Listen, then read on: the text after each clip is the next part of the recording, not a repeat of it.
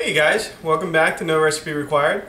Today I'm going to do a spaghetti sauce. Now, there's probably as many types of spaghetti sauce recipes out there as there are cooks. I do it probably 10 different ways. Today I'm just going to do a simple, basic one, very few ingredients. It's really just about the tomatoes. I'm also going to make it vegetarian today. Normally I would put meat into it, but it's just a different type of style.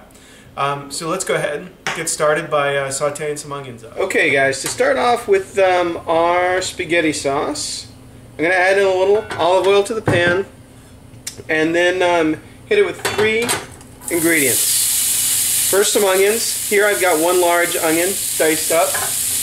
I also actually put a little shredded carrot. It's a finely shredded, through a cheese grater as opposed to chopped. I find it gives a nice sweetness to the sauce as well as a good texture. And then I've got 3 medium-sized to large garlic cloves in there.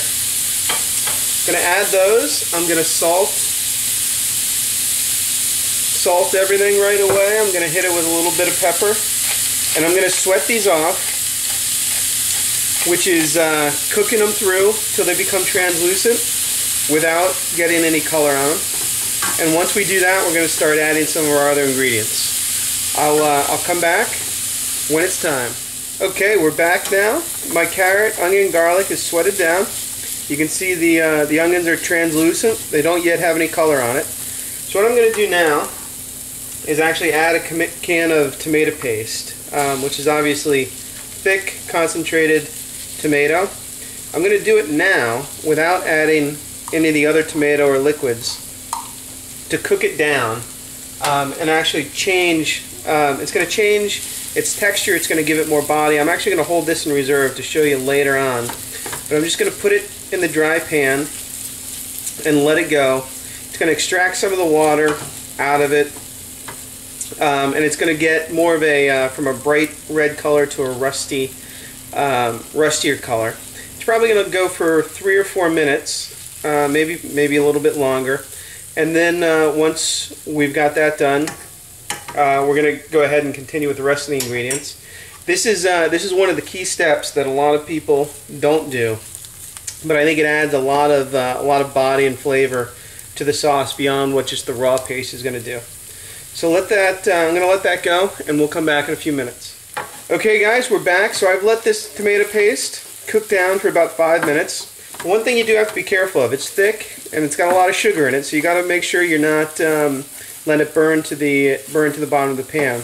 So I actually didn't walk away. I kept it moving, and I actually also switched to a wooden spoon to scrape any of the excess tomato paste that's sticking to the bottom. I do want to show you. Here's a picture of that raw shot of the raw tomato paste next to the cooked. You can see there is a pretty significant color difference. So now I've cooked that down. We're going to add some wine, some red wine to this mix now. Frankly, you can use kind of any wine you want. I usually hit about half a cup, maybe a little bit more in there. And again, I do it here to take all that, all those crispy bits off the bottom. I'm going to let the wine cook down and reduce to where the alcohol is evaporated. And then once that's done, we're going to come back, we're going to add our tomatoes.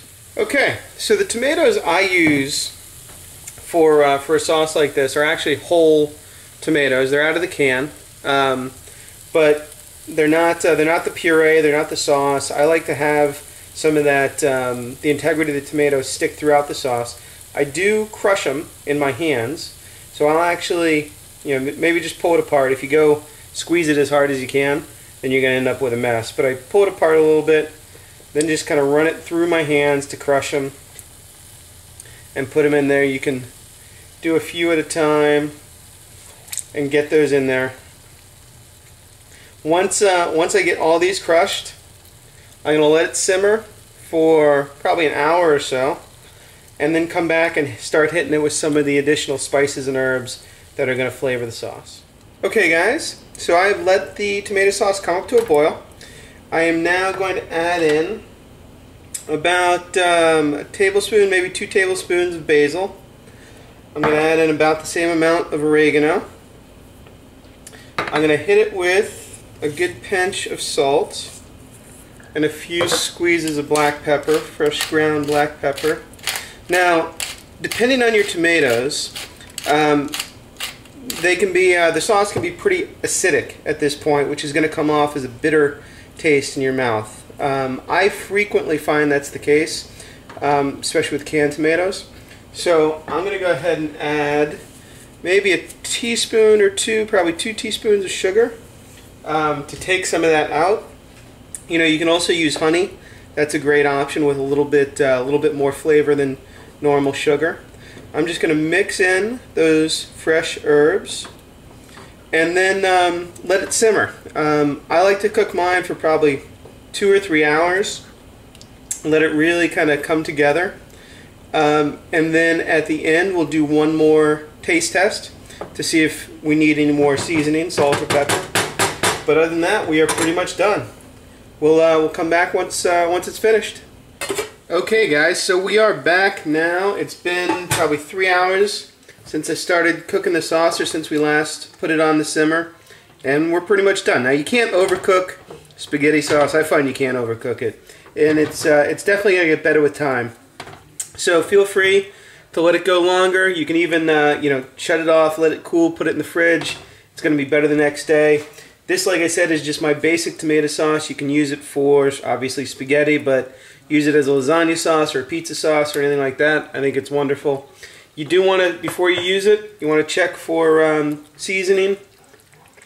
One more time, salt and pepper. This could use a little more salt, a little more ground pepper. Again, if you're getting that acidic or sour taste, hit it up with a little more sugar. Let that blend in and you're ready to go. So, it's been great cooking with you today, and I'll see you next time on No Recipe Required.